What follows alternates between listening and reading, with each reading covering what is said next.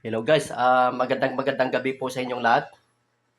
Ito po, titignan ko lang po mga guys yung niluluto ng anak ko na si Daniel Pipito. Nagluto po siya ng dinuguan at nag-request siya ng nag-request siya ng ng dinuguan daw. Okay.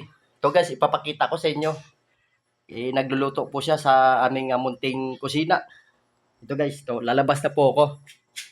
Ito. Ito po si Daniel, yung anak ko po. Ayan po siya, oh. Ayan, oh.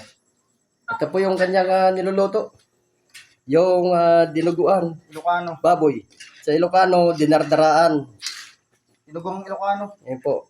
Magaling magluto to, mga guys. Ito.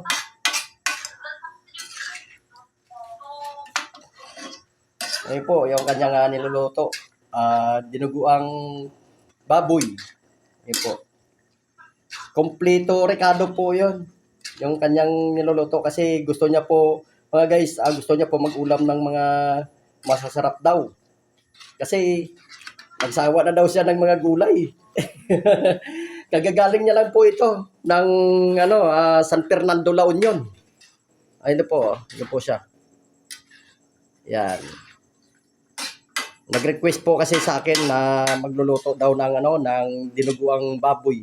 May papaya. Yan po. May papaya po, inaluan niya po ng papaya, yung kanyang niluluto.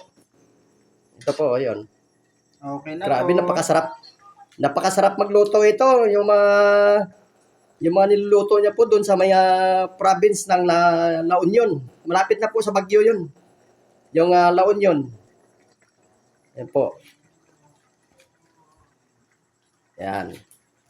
At wala pa kasi yung mga kuya niya. Test. Oh, testing daw, testing. Testing niya daw. Test, ikaw. Okay.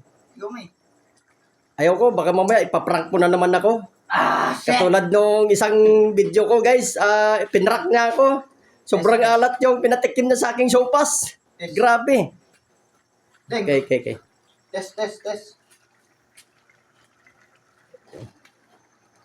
Yan o. Testing ko mga guys. Okay, testing ko lang daw. Pinapatesting niya sa akin. Ito mga guys, oh. Testing ko lang po kung masarap na daw yung kanyang niluluto na dinuguan. Okay. Wow, grabe. Sobrang sarap. Grabe. Ang lalaki pong siling nilagay niya mga guys, oh. Ang lalaki. Grabe. May ba? Ha? Hindi, okay lang yun. May naman may dulo naman yung pinakapuno ng